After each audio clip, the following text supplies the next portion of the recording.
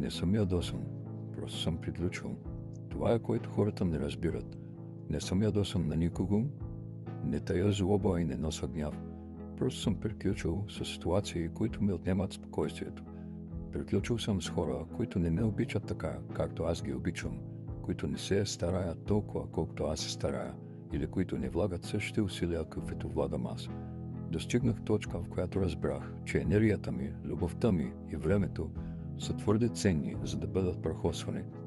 Независимо дали става дума за семейство, приятели или връзка, ако злоупотребяваш с това, което давам, до там стига.